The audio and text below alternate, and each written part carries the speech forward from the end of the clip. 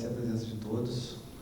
Eu vou falar sobre fotografia de landscape, né? Mas antes eu gostaria de falar um pouco, para quem não me conhece, um pouco sobre o meu trabalho. Eu fotografo mais ou menos há uns 20 anos e comecei a fotografar profissionalmente no ano 2000, quando eu fiz a transição do negativo para o slide, né? Até então fotografava de slide. A partir do ano 2000 comecei a fazer a minha primeira capa de revista e comecei a fotografar em slide, que era uma coisa mais cara, né? Em 2004 eu fiz a transição para o digital. Todo mundo fez essa transição, geralmente, porque foi o lançamento da D70 e da Rebel, que eram câmeras mais baratas, abaixo de $1000, né? Em 2006 eu fiz o primeiro upgrade, eu comprei a D200, comecei a fazer HDR, que era uma técnica que estava surgindo no momento, a fotografia digital ainda estava no começo, né? E comecei também a fazer panoramas. Em 2008 eu fiz a migração para o full frame, mudei para Canon, porque tinha o melhor custo-benefício, e comecei a fazer fotos em 360. Eu comprei um molho de peixe que me possibilitava fazer esse tipo de foto. Em 2010 eu comprei uma caixa estanque e comecei a fazer fotografia subaquática. E como eu já sabia fazer panoramas em 360, em 2011 eu resolvi fazer panoramas subaquáticos. E eu fui em Bonito em 2011 e consegui desenvolver os primeiros panoramas subaquáticos no Brasil. Eu me animei com isso e depois viajei para Cuba, fiz os primeiros panoramas subaquáticos com cardume de tubarão e também os primeiros panoramas subaquáticos em ambiente kárstico, né, de caverna, que até então ninguém tinha feito. E em 2012 eu fiz um upgrade de equipamento, eu comprei a 5D Mark III, que tinha um ISO muito melhor, então isso me possibilitou fazer fotografias à noite, né, astrofotografias, que até então tinha muito ruído, as câmeras mais anteriores. E comecei também a entrar em concursos, né, profissional. Eu já sempre me inscrevi em concursos, mas comecei a me dedicar mais e me inscrever em concursos profissionais que você gasta dinheiro na inscrição. Em 2014 eu ganhei um concurso na Alemanha, uma cabeça panorâmica motorizada. Isso me permitiu fazer gigafotografias, que são fotografias acima de 1000 megapixels com super resolução. E também comecei a fazer panorâmicas subaquáticas. Eu quebrei o recorde mundial em resolução subaquática em Bonito. Depois, em 2006, eu consegui quebrar esse recorde. E esse ano eu quebrei novamente. Primeiro eu fiz 280, depois 480 e agora está mais ou menos em 825 megapixels. O ano que vem eu devo tentar quebrar a barreira de 1 gigapixel subaquático. E em 2015 eu fiz o último upgrade, que até agora não tem nenhum lançamento da Canon. Eu comprei aquela 5D SR de 50 megapixels, que te possibilita melhores qualidades de imagem em baixo ISO. E o ano passado eu adquiri uma cabeça panorâmica astronômica que te permite fazer aquele rastreamento de estrelas, né? Então você consegue fotos de longa exposição sem o movimento das estrelas. E comecei a fazer técnicas também de empilhamento para diminuição do ruído das imagens noturnas, né? Agora vamos começar aqui a programação, o que eu gostaria de falar, porque vai ser bem rápido, não vai dar tempo. Eu vou fazer uma pequena introdução sobre fotografia de landscape, os filtros e equipamentos utilizados, uma pequena introdução sobre a fotografia noturna e os equipamentos utilizados também em fotografia noturna e astrofotografia. E, se der tempo, eu vou dar algumas dicas sobre concursos de fotografia. A fotografia de landscape, né? O que é landscape? Porque, às vezes todo mundo pergunta, o que é landscape? Landscape é o quê? A paisagem natural, que não é a paisagem antrópica, que isso aí seria o quê? Paisagem litoral, seriam as praias, as costas, como se diz, qualquer tipo de paisagem litorânea, as paisagens fluviais, que são os rios, os meandros, né? Paisagens kársticas, que são as cavernas, os lapiás, noturnas. A paisagem vegetal também é considerada landscape, se for considerado você fotografar um grupo por exemplo, o cerrado, uma floresta, tipo a floresta amazônica. Agora, se você for tirar uma foto de uma planta, uma planta só não é considerado uma fotografia de landscape. Da mesma forma, fotografia de animal. Se você tirar uma foto, por exemplo, na África com vários animais, pode ser considerado uma fotografia de landscape. Agora, se você tirar uma foto de apenas um animal, um close, uma macro, já é considerado um retrato de fotografia selvagem. A fotografia aérea também é considerada landscape, porque tem, né, uma grande área que você fotografa, e a subaquática, quando você utiliza grande angular, também é considerado um landscape subaquático, quando você não está fotografando um close de um peixe ou um close de um coral, né? Que aí também vai ser considerado um retrato. E a fotografia antrópica também é considerada, se for ver, é o chamado cityscape, né? A gente está incluído na paisagem, né? O ser humano está incluído na paisagem. Então, assim, para você botar uma pessoa dentro, considerado a foto ser considerada landscape, a pessoa não pode ser o objeto principal da foto. Ela tem que, por exemplo, a noção de escala. Você bota uma pessoa próxima da cachoeira para você saber a altura da cachoeira. Agora, se você tirar uma foto da pessoa que ela seja o objeto principal, aí já vai ser considerado um retrato. Não vai ser considerado uma foto de landscape. Bom, vou falar um pouco, eu sei que muita gente já sabe, é fotógrafo, mas tem muita gente que é leiga. A fotografia de landscape, ela utiliza os limites do triângulo, chamado triângulo da exposição, que são as 3 regulagens que você pode fazer que modifica a luz da fotografia, que é o quê? A abertura, a velocidade e o ISO. O ISO vai controlar o nível de ruído, a velocidade vai controlar o movimento, se você quer congelar ou se você quer fazer um rastro de movimento, um borrão de movimento, e a abertura vai controlar o DOF, que é a profundidade de campo, né? Aqui, por exemplo, vocês têm um exemplo, o que é o DOF? O DOF é exatamente o que está dentro do foco na foto.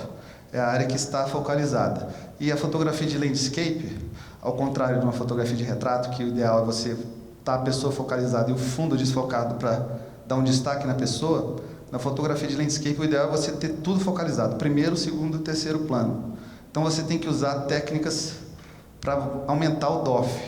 Uma dessas técnicas seria utilizar a distância hiperfocal. O que seria a distância hiperfocal? Seria a melhor distância do foco que você, de acordo com a lente e abertura, que você vai gerar o melhor DOF. Aqui eu botei 3 exemplos específicos. Vocês podem ver, por exemplo, vamos supor que essas 3 fotos fossem uma foto de paisagem, do primeiro plano, segundo plano e as montanhas no fundo. Se você, por exemplo, fazer um foco no primeiro plano, você pode ver que a partir do centro da imagem até o final, perde o foco totalmente. Essa segunda foto, se você focalizar no infinito, o plano médio e o primeiro plano fica também completamente desfocado. Se você utilizar a distância hiperfocal, vai focalizar no centro, e vocês podem ver que o primeiro plano e o plano infinito está um pouco desfocado, mas vocês conseguem ler o que está escrito, o que não acontece nas outras fotos anteriores, ou seja, a distância hiperfocal você tem muito mais controle, você tem o máximo de foco possível.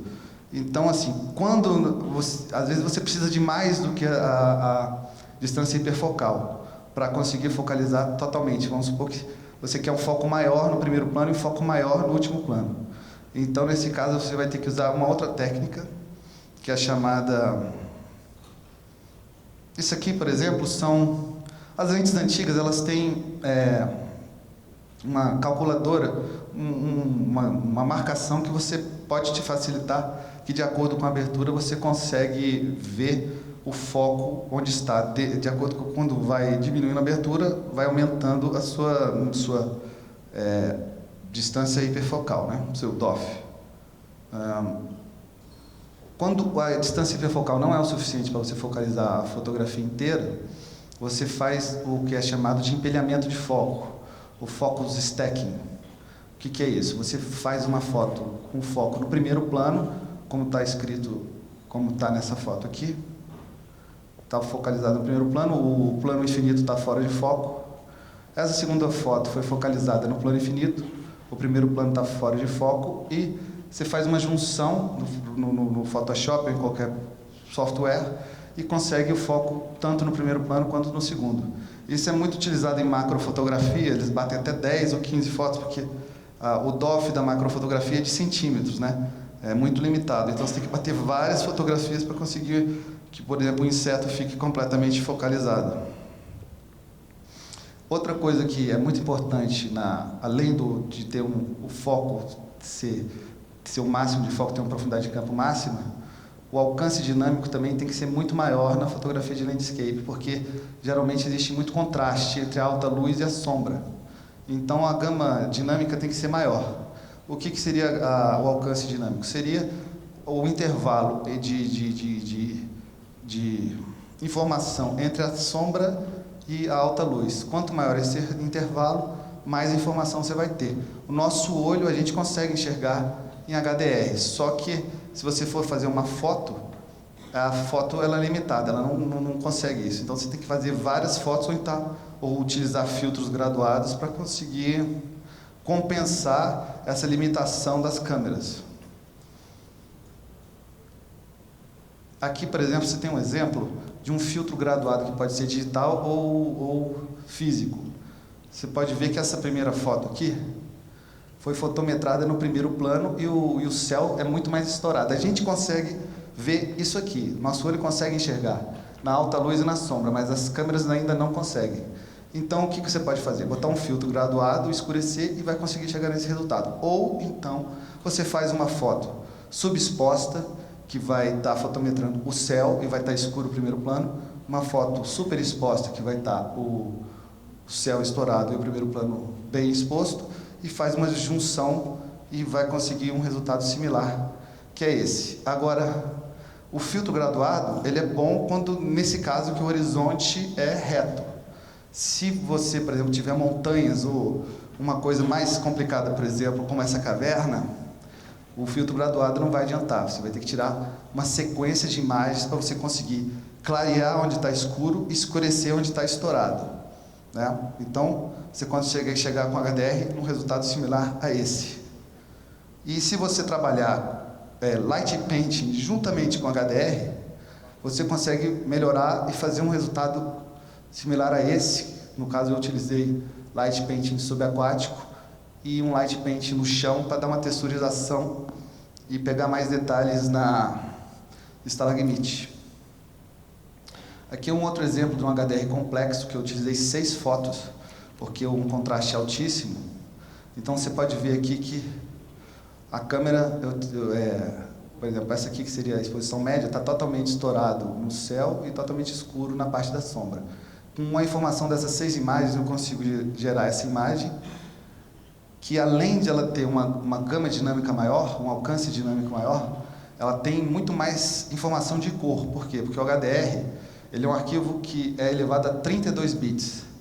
Uma foto em JPEG é 8 bits, uma foto em RAW, quando você transforma em TIFF 16 bits, que geralmente a gente trata, tem muito mais intervalo de cores. E o 32 bits é exponencialmente muito maior, então você consegue trabalhar mais saturação e você vai ter menos perda de posterização no histograma com fotos em HDR, porque tem muito mais intervalo de cor.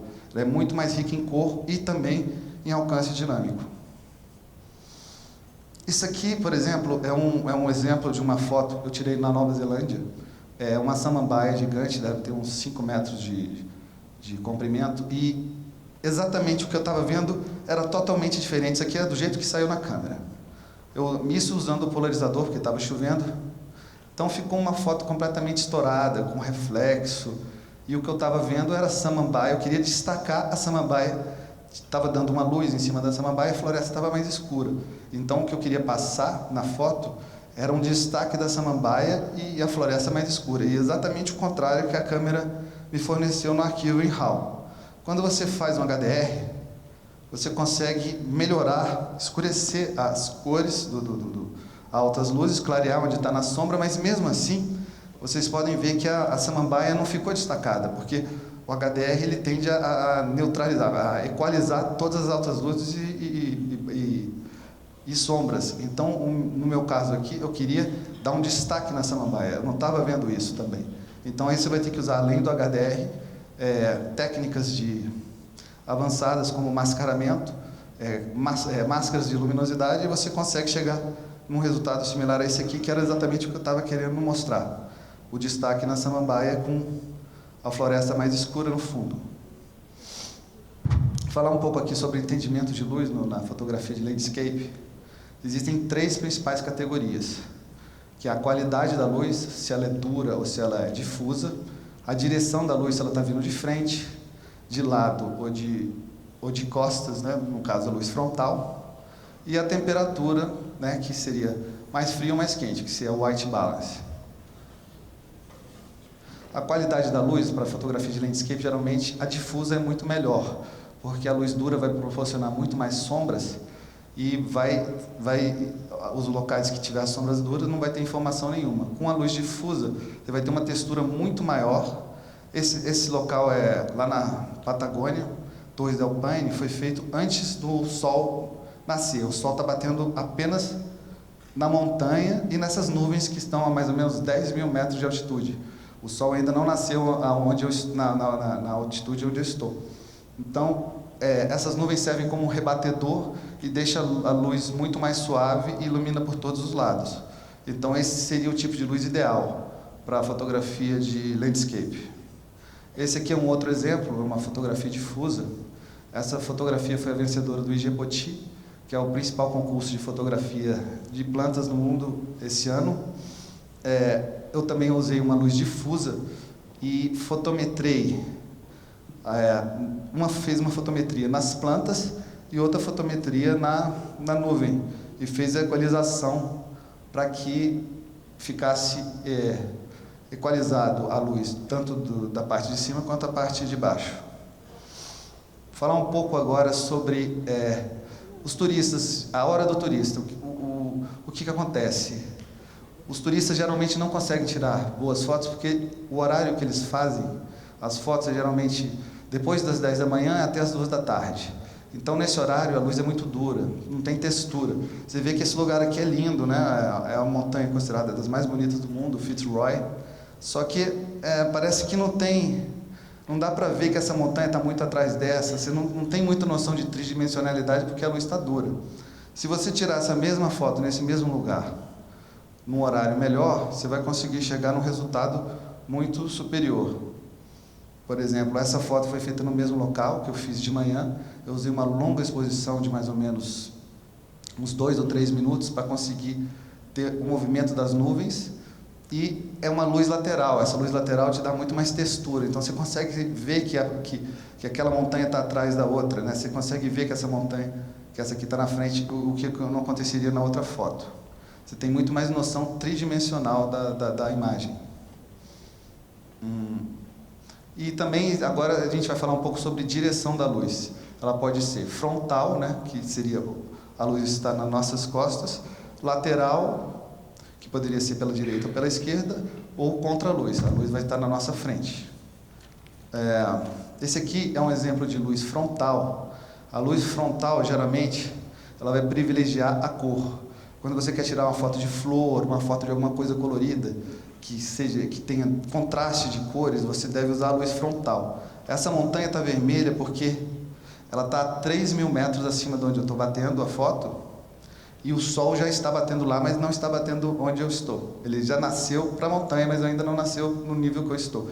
E o sol, quando nasce, ele nasce muito mais vermelho, então a montanha consegue absorver a cor do sol que está aqui. Logo depois de poucos minutos, o sol já vai começar vai ficar laranja, até ficar clara e perder essa cor. Também a nuvem, você vê que acompanha a cor da montanha, né? Isso também vai diminuindo o sol vai levantando e essas cores vão ficando cada vez mais fracas. Então, quanto mais cedo, quando o sol acaba de nascer, seria a melhor hora para fazer esse tipo de foto. Isso aqui é um outro exemplo de uma luz frontal. Vocês podem ver que dá para você, o verde, o vermelho, você consegue definir bem as cores. Se essa mesma foto tivesse sido feita com uma luz lateral ou com um contraluz, ia estar muito mais desaturada e você não teria tanta informação de cor, não ia ficar tão colorido quanto você está vendo nessa foto. Então, a vantagem da luz frontal é quando você quer privilegiar as cores. Agora, no caso da luz lateral, ela vai privilegiar a textura em vez das cores. Essa foto foi feita no deserto do Atacama e ela só tem uma cor, ela é só vermelha.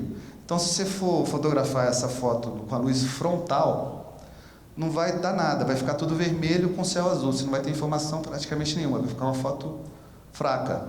Com a luz lateral, você consegue perceber o relevo das sombras que se formam. Então, a luz lateral é ideal para você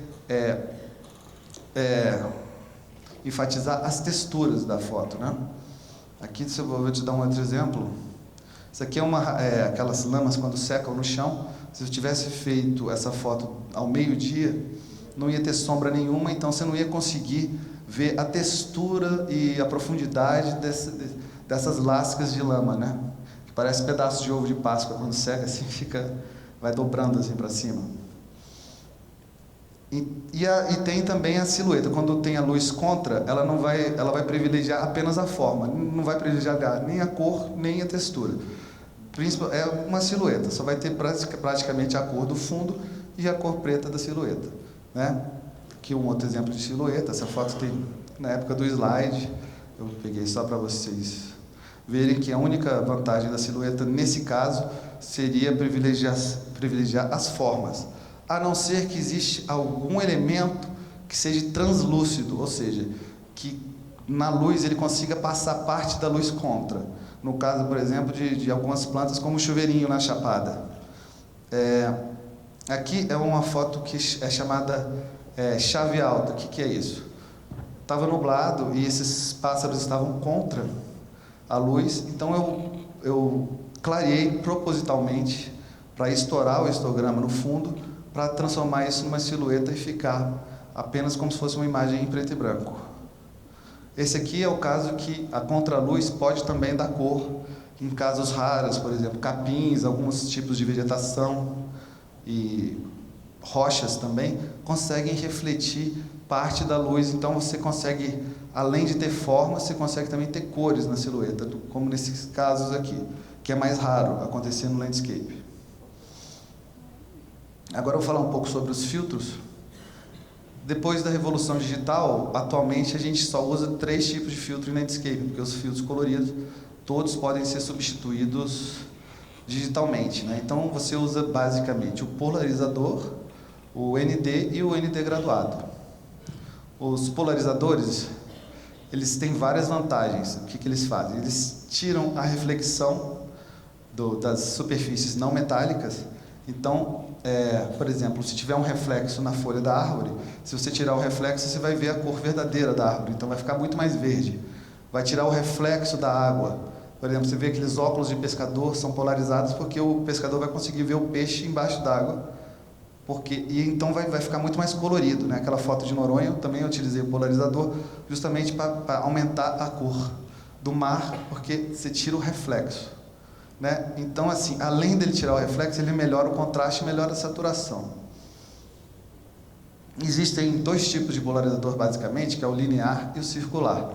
O linear eram os polarizadores mais antigos, na época do filme.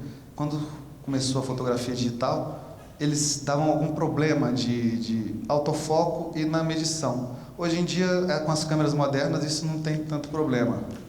E dentro dos polarizadores circulares, existem vários subtipos, que, por exemplo, é o polarizador Warm, ele dá uma esquentada, porque geralmente o polarizador dá uma azuladinha, nas sombras, né? Então ele compensa isso.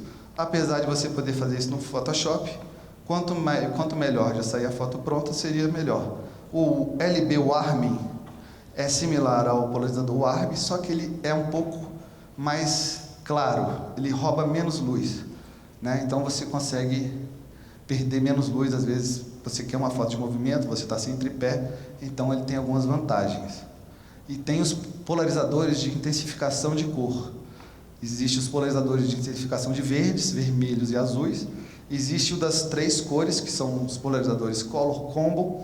Existe ainda o Color Combo LB, que também ele clareia, ele rouba menos luz que o polarizador convencional. E também existe uma espécie especial de polarizador, que é o Golden Blue, que ele modifica as cores apenas dos reflexos, de azul para amarelo.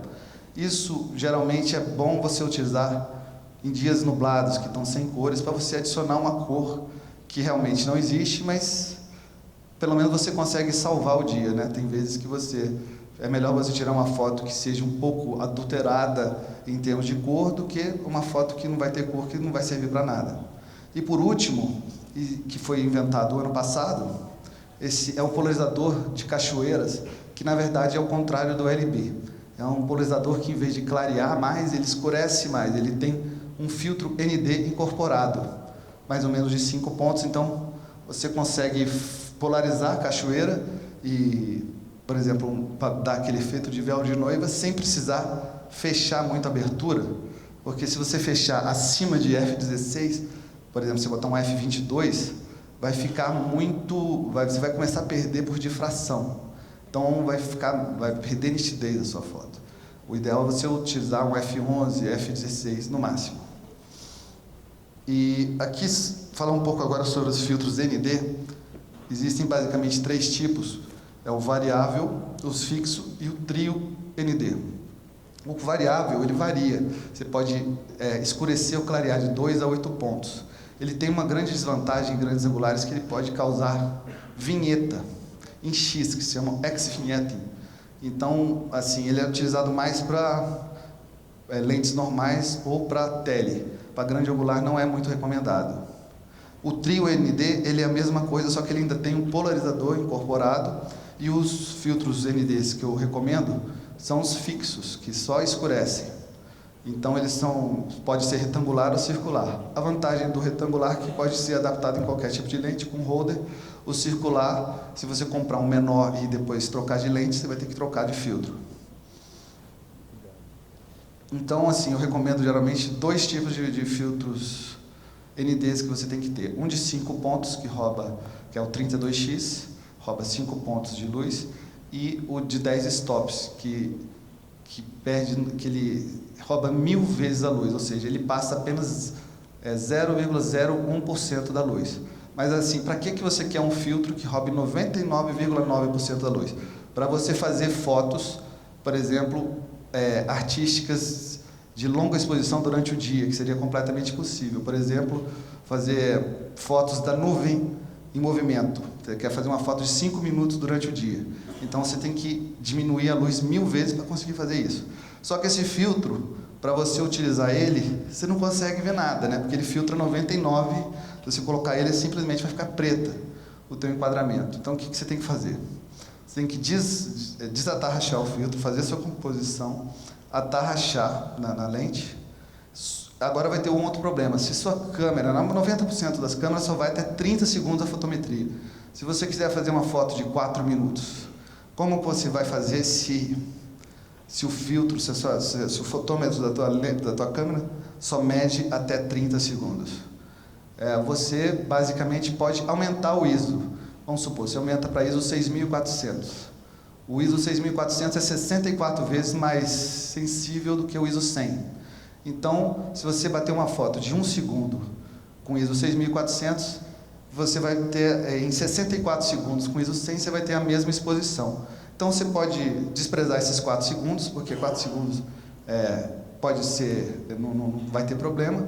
Então, você pode arredondar que cada segundo no ISO 6400 vai equivaler a 1 minuto no ISO 100. Então, você bate uma foto, por exemplo, de 3 ou 4 segundos com o ISO 6400, com esse filtro, vê se o fotômetro está legal, se a foto está boa, vê no histograma, e aí é só você reduzir para o ISO 100 e fazer a foto de 4 minutos, que vai estar exatamente com a mesma posição do ISO 6400 e com alta qualidade do ISO 100.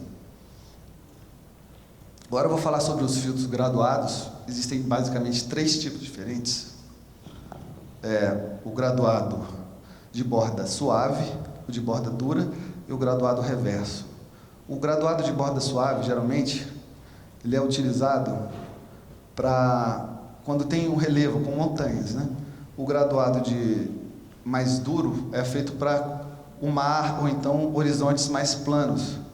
E o graduado reverso é uma evolução desse filtro que você também, ele é borda dura, só que ele começa a clarear em cima. Então, por exemplo, obrigado.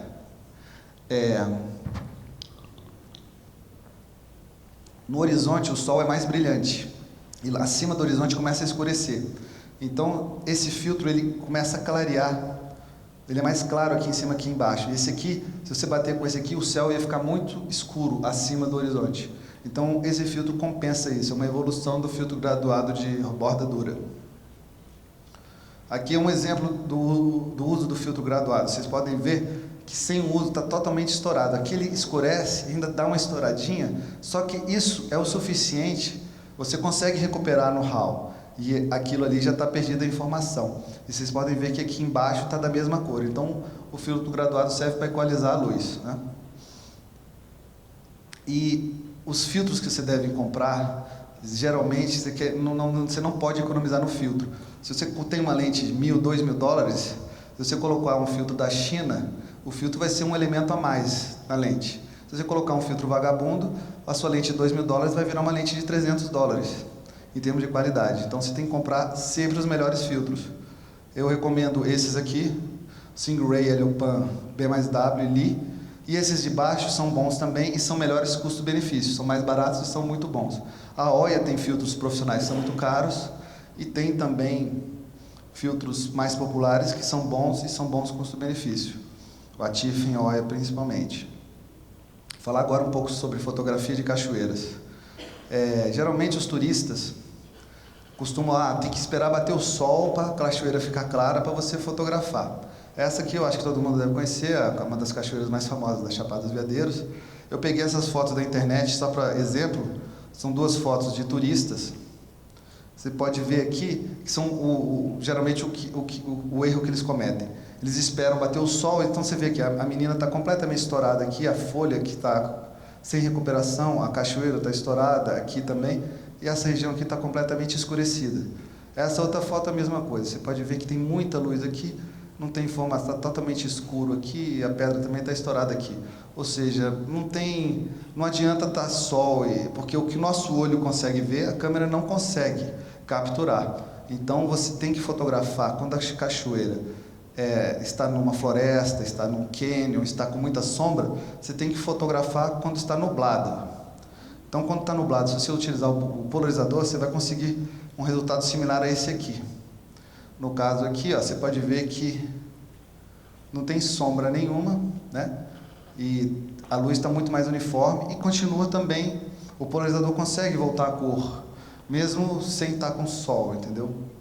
Esse aqui é um outro exemplo, uma cachoeira no meio de uma floresta, e que você usa o polarizador, então você consegue saturar muito mais. Se tivesse sol, ia aparecer várias manchas de sol com sombra, pontos de sol que mesmo com HDR ia destruir a foto, ia ficar uma foto completamente sem informação e sem nenhum tipo de qualidade editorial. Agora, quando a cachoeira está no sol, aí você já pode fotografar no sol, porque não tem nenhuma sombra, mancha de sombra e de luminosidade. Então, por exemplo, nesse caso aqui, você consegue fotografar e fica completamente exposta a foto.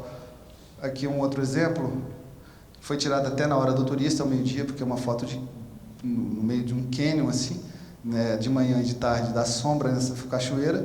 Então, você utilizando aquele filtro, por exemplo, polarizador de cachoeiras, nessa foto, que é uma luz forte, você consegue uma boa qualidade mesmo estando na luz dura. Então, se a cachoeira for aberta e estiver no sol, você pode fotografar. Agora, se ela estiver com árvores, você tem que esperar ou a hora mágica, né? Ou tem que estar nublado. Outra vantagem de você fotografar no sol com a luz frontal é porque se a cachoeira tiver muita potência, ela vai produzir arco-íris, né? O arco-íris, na verdade, são reflexos e o polarizador destrói o arco-íris. Por exemplo, se você polarizar uma foto que tem o arco-íris vai sumir, porque o arco-íris é um tipo de reflexo. E existe um truque para você aumentar a potência dos arco-íris. Se você despolarizar, você vai deixar o arco-íris mais forte do que você está vendo. Se você polarizar, ele some. Então, essa foto aqui, eu fiz uma mesclagem que foi o seguinte. Eu fiz uma panorâmica de 4 imagens polarizadas, porque eu queria eu queria ter mais cor e mais contraste na água, ficar mais verde, só que isso sumiu o arco-íris. Então eu fiz uma outra foto despolarizando e joguei um layer apenas no arco-íris, ou seja, eu peguei o melhor dos dois mundos. Eu peguei a cor e o contraste da polarização e a despolarização do arco-íris para te dar o arco-íris ficar mais forte. E quando não está nublado, você pode fotografar na hora mágica, né, que é o melhor horário. Você pode ver, por exemplo, não dá para ver aqui direito, mas essa cachoeira está meio cor-de-rosa porque ela absorve a luz dessa nuvem. Essa outra cachoeira ali na Chapada sempre tem sombra para algum lado, que fica no meio de um cânion. Então a única forma de você fotografar ela com a luz uniforme tem que ser de manhãzinha, antes do sol nascer, que a luz vai estar completamente difusa e você vai conseguir fotografar. Esse aqui é um outro exemplo, é uma nuvem lenticular, que foi feita depois do pôr do sol, e até numa luz contra, você vê que fica muito mais uniforme a luz quando você fotografa nesses horários.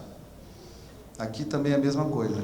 Mesmo estando uma luz contra, as cores e o contraste fica muito melhor do que se você fotografasse na hora do turismo. E depois do pôr do sol, existe a hora azul, né? Você perde aquela intensidade de cores quentes, mas se tiver, por exemplo, um capim, alguma coisa assim, para dar um contraste no azul, você pode utilizar, que também vai ficar uma foto muito interessante. Principalmente em cidades, né? Você nunca deve fotografar a cidade quando ela já fica escura. Um pouquinho antes de escurecer, você vai ter aquele contraste do céu ainda ficar um pouquinho azul. Essa foto foi feita lá no Salar do Uyuni, já depois do pôr do sol, já no começo da hora azul. Você pode ver que aqui já está começando, né, a escurecer e ainda tem um pouco de calor. Então, assim, você consegue o contraste. O ideal é você trabalhar o contraste do quente e o frio. Esse outro exemplo aqui já foi feito, já é de noite essa foto, apesar de parecer que está de dia. Isso aqui eu utilizei uma luz mais fraca para iluminar, estava completamente escuro aqui. Eu usei uma lanterna mais forte para conseguir iluminar todas essas árvores e essa montanha. E essa montanha e essas montanhas aqui do fundo estão sendo iluminadas pela luz da lua, que nasceu há pouco tempo.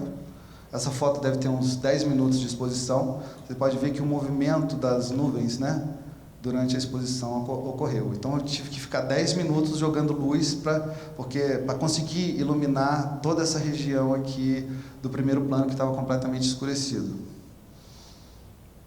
Aqui, por exemplo, é outro exemplo na hora Blue Hour, que você tem aquele contraste das cores quentes com as cores frias. Então, na cidade, cityscapes, você sempre tenta fotografar. Por exemplo, se eu tivesse feito essa foto um pouco mais tarde, com o céu preto, já não ia dar esse contraste do azul com as cores quentes do barco, né? Falar agora um pouco sobre a fotografia noturna, que geralmente é um desafio, porque é muito escuro, então geralmente você não consegue ver, você não consegue focalizar, né? E geralmente as pessoas, o erro das pessoas é aumentar o ISO e jogar o flash para tentar, é o que o automático da câmera faria, né? Vai aumentar o ISO e jogar o flash para tentar clarear. Só que o flash não vai iluminar nada, só vai iluminar no máximo 3 metros. E o autofocus também não vai funcionar durante a noite. O que você tem que fazer? Você tem que usar o Live View, botar no foco manual e selecionar uma estrela mais forte, uma lua, dentro do Live View, voltar o seu enquadramento ao normal. E no caso aqui eu fiz 3 fotos, né? Uma do meio, uma para a árvore e outra para cá, só para a parte de cima. E embaixo eu usei as mesmas outras sequências de 3 fotos com ISO mais baixo, usando Light Painting, porque eu poderia controlar a luz embaixo e teria melhor qualidade com menor ISO. Agora, por exemplo, nas cidades, o autofocus vai funcionar porque é só você colocar algum poste de luz, vai ter luz suficiente para o autofocus funcionar. Então, para cityscapes, você pode utilizar o autofocus durante a noite, mas na paisagem não vai, as estrelas, a não ser em lua cheia, você não vai conseguir utilizar o autofocus. Nesse caso aqui, por exemplo, o laser é bem forte, eu consegui focalizar até o laser, mas assim, geralmente a maioria das câmeras não vai conseguir fazer isso. Você deve usar o foco manual com Live View, que seria a melhor forma de fazer a foto noturna. Essa foto foi feita lá no Paraná Isso é um laser de rastreamento de estrelas. Ele gera uma estrela artificial para corrigir as distorções causadas pela atmosfera. A partir dos dados dessas distorções que é causada pelo laser, eles conseguem corrigir e aumentar a nitidez das imagens da Via Láctea que eles conseguem produzir. Então, assim, além do Live View, você deve usar sempre uma lente com abertura máxima 2.8 ou mais, para você o ruído não acontecer e você conseguir tirar uma foto de pelo menos 20 ou 25 segundos e não ter o movimento de estrelas, como no caso dessa foto. Eu bati 25 segundos. Se eu tivesse uma lente mais escura, eu ia ter que usar mais tempo e essas estrelas iriam se movimentar, a não ser que eu utilize técnicas de rastreamento para minimizar o movimento da estrela, se eu estivesse usando um rastreador de estrelas. Mas aí, no caso, eu tenho que fazer uma foto só para as estrelas e outra foto só para o primeiro plano. Então, por exemplo, os erros básicos, né? É usar o flash e o ISO. Exatamente o que a câmera, se você botar no modo automático, faz. O flash não vai funcionar na fotografia de landscape, porque ele vai iluminar apenas os 3 primeiros, no máximo 5 metros de distância. Então, por exemplo, uma fotografia como essa, o flash vai no máximo conseguir iluminar essas pedras aqui. Essa montanha e tudo, você só vai conseguir iluminar com uma super longa exposição. No caso aqui foi iluminado pela lua. Essa foto deve ter uns 10, 15 minutos de exposição. E em vez de usar o flash, quando você usa uma luz contínua, você consegue efeitos mais criativos. Porque, por exemplo, se eu utilizasse o flash para iluminar esse rio, ele ia congelar o movimento da água. E no caso aqui, eu estou usando uma lanterna. Eu fiquei bastante tempo aqui, primeiro jogando uma lanterna mais fraca no primeiro plano e uma lanterna mais forte para conseguir iluminar toda essa área aqui, dessas plantas que estavam na contraluz durante a noite, né? Essa aqui é uma noite de lua cheia. Então eu consegui equalizar a luz do primeiro plano com a iluminação artificial, com a luz das montanhas no fundo. Falar um pouco agora sobre ruído. Todo mundo sabe que quando você aumenta o ISO, vai aumentar o ruído. Só que o ruído ele comporta de diferentes maneiras. Na superfície lisa, por exemplo, no céu, você pode ver que o céu com o ISO 3200 é muito mais ruidoso do que o céu com ISO 100. Mas se você olhar aqui na parte do prédio, que tem textura, obviamente está muito pior a imagem com ISO 3200, mas a diferença já não é tão grande, já vamos supor, é aceitável, né? Então, o ruído não atrapalha tanto nas áreas onde tem textura. Atrapalha mais nas áreas lisas, né? Isso aqui, por exemplo, é um gráfico que mostra a evolução do ruído de acordo com a evolução do ISO. Você pode ver que existem basicamente 2 tipos de ruído, que é o ruído de luminância, que ele vai diminuir a definição e a textura, e o ruído de crominância, que ele vai dando manchas de cor. Então, a soma desses 2 ruídos vai degradando a imagem. E também tem o ruído de longa exposição, o ruído térmico. Principalmente aqui no Brasil, que é muito quente, se você fazer uma foto de meia hora, de 1 hora de exposição, vai acontecer os chamados hot pixels. Você pode ver aqui, são pontinhos que o pixel estourou. A câmera, às vezes, tem aquele negócio de redução de ISO em longa exposição. Só que, por exemplo, você fazer uma foto de 40 minutos, você vai demorar mais 40 minutos para a câmera trabalhar e regular isso. Existem outras técnicas, como você pode fazer uma foto negra, mas isso aí não vai dar tempo de falar nessa palestra, porque já é uma coisa mais específica de astrofotografia.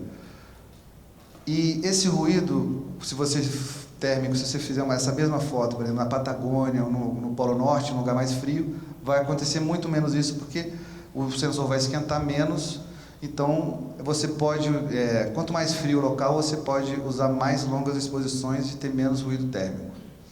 Então, o ideal é você tentar usar o mínimo o ISO possível. Aqui eu rebaixei o ISO para 640 na lua cheia, e foi o suficiente para iluminar e sem causar muito ruído e ter uma foto de qualidade. Aqui, por exemplo, é um time-lapse que eu fiz e juntei a primeira e a última foto. Essa foto foi feita no pôr do sol e essa aqui já está de noite. Vocês podem ver que os carros aqui estão congelados, né? Olha a diferença da velocidade, e aqui já tem borrões de movimento. Então, assim, a longa exposição pode, por exemplo, se tiver um vagalume passando, as estrelas, então você consegue ter alguns efeitos criativos de movimento usando a longa exposição também. Outra dica também seria nascer da Lua. Você deve, por exemplo, no nascer da Lua, ele aumenta as cores das montanhas,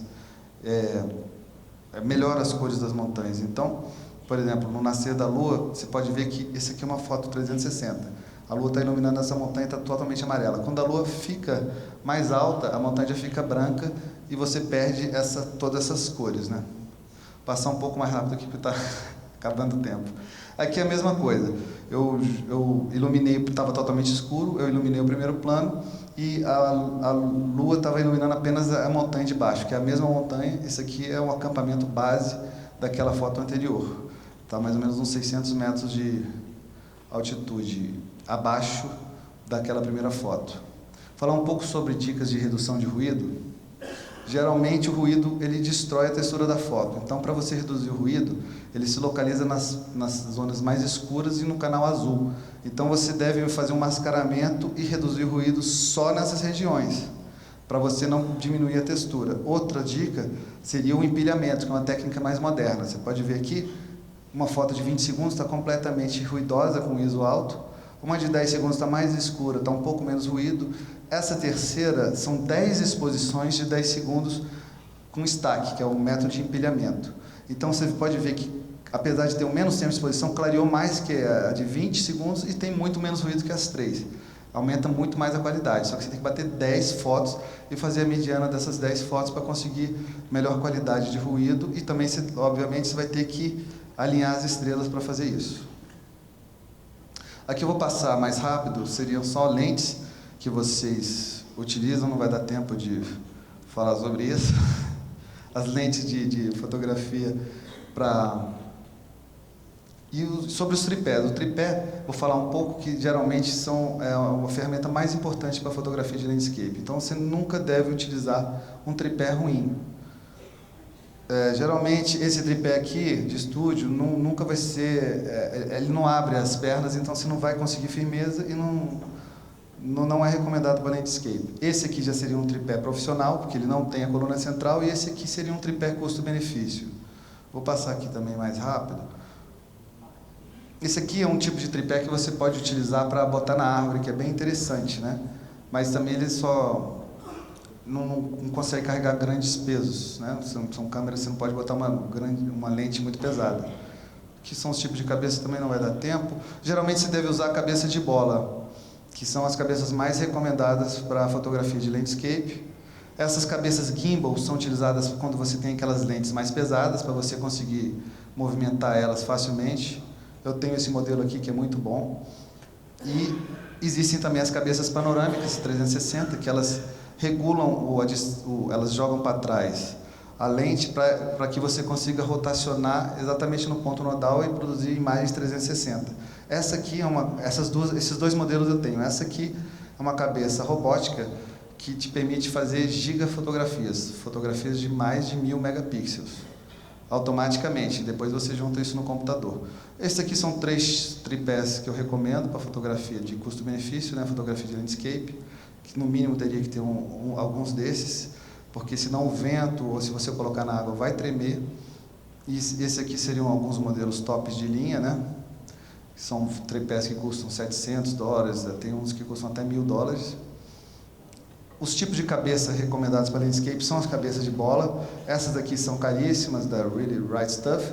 E essa aqui é uma da China, que também funciona muito bem enquanto o parafuso não enferrujar e quebrar. Eu comprei uma dessa e está funcionando muito bem até o momento. A iluminação noturna, vou falar um pouco rápido aqui sobre a iluminação noturna. Você pode ter 2 tipos de iluminação. Você pode usar o flash para congelar o movimento de algum animal, por exemplo, uma coruja, ou se for uma paisagem estática, como no caso dessa árvore, você vai usar uma luz contínua, que você vai ter maior qualidade, né? No caso dessa árvore aqui, eu posso iluminar lateralmente, você vai ter uma melhor qualidade de iluminação. Se você fotografar algum modelo, ele tem que ficar parado durante 20 ou 30 segundos, senão o movimento dele vai causar borrões e vai causar fantasmas na foto.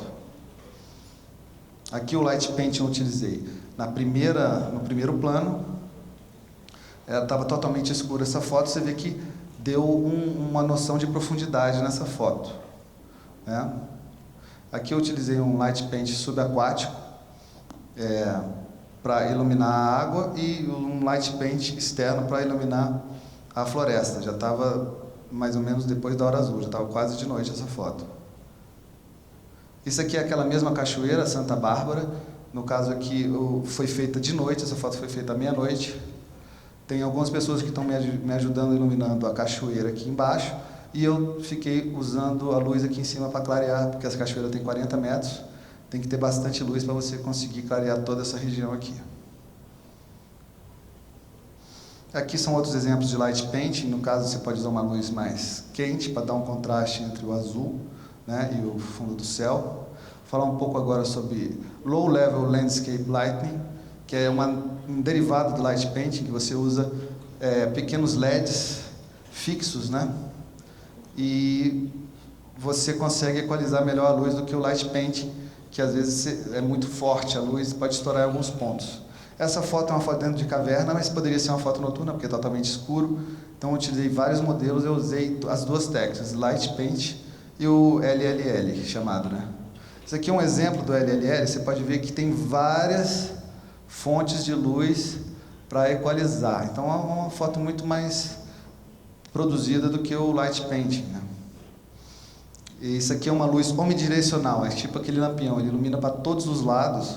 Então também é um tipo de luz interessante para você utilizar na fotografia noturna. Nesse caso aqui eu usei um LED no primeiro plano, e a montanha eu utilizei a iluminação da rua, que iluminou a montanha em longa exposição e consegui esse contraste entre a casa e a montanha, né? Geralmente a temperatura de cor que a gente branca é 5.000 graus Kelvin. A gente usa geralmente 4 a 3.000 graus Kelvin para dar esse contraste do amarelo. Então essas aqui são alguns modelos de lanterna que você deve usar, aquelas lanternas antigas de Krypton. Existem LEDs amarelos, mas hoje em dia você usa mais esses tipos de lanternas mais antigas, a qualidade é muito melhor que a amarela. Esses são lanternas top de linha, que mudam de cor, são caríssimas também, alemães. E por último, esse aqui são tipos de lanternas que você usa no LLL, que são painéis de LED. Alguns mudam de cor, e esse aqui é aquela que você utiliza para GoPro. Isso aqui é uma luz omnidirecional, que são aqueles lampiõezinhos que iluminam 360 graus. E... mandei aqui. Por último, essa aqui é a melhor lanterna, tanto para Light Painting como para LLL, porque ela tem um zoom e uma luz grande angular, e você consegue controlar a intensidade dessa luz. Eu utilizo essas lanternas para fazer minhas imagens. Vou falar aqui agora um pouco sobre concursos fotográficos. Se der tempo, né? Dá tempo? Bom, então, geralmente você tem que entrar no concurso da sua área. Se você for um fotógrafo de casamento, não adianta você tentar entrar em concurso de natureza, que você não vai ganhar. A não ser que você consiga uma foto espetacular, alguma coisa impressionante, né? Não adianta você entrar, que você não vai ganhar com pessoas que são especializadas na área. Então, outra coisa que você tem que fazer é adequar o tema. Às vezes o tema é uma coisa, você tem uma foto boa, mas a sua foto não está adequada ao tema do concurso. A elegibilidade também. Às vezes existem concursos que não são para brasileiros, outros que são para mulheres, tem limite de idade. Então, você tem que ver isso tudo na regra do concurso. O tamanho da foto que você envia. Tem umas que são 1.400 pixels, sRGB, Adobe RGB. Então, você tem que ficar atento. O tamanho da foto, tem um limite do tamanho. Tudo isso você tem que ficar atento na regra para você mandar exatamente o arquivo que eles estão pedindo, né? Você tem que evitar esses concursos caça-níqueis, que geralmente só tem um vencedor e milhares de categorias. Então, você vai concorrer com fotografia de casamento, paisagem. Então, assim, não tem como você avaliar diferentes tipos de categoria e ter um só vencedor. Esses concursos são feitos só para ganhar dinheiro. Você deve estudar os jurados, por exemplo, os sites dos jurados, ver o estilo deles, para ver se a fotografia que você vai inscrever tem a ver com o que os jurados vão querer. E, por fim, você tem que estudar as fotos dos vencedores anteriores, não para imitar ou tentar fazer similar, pegar as técnicas e tentar juntar. Um fez uma técnica, um vencedor fez um tipo de técnica, o outro fez outro. Você consegue juntar, desenvolver a sua técnica e fazer, assim, a sua foto inovadora. Só isso por enquanto, porque acabou o tempo aqui. Agradeço a todos. Muito obrigado.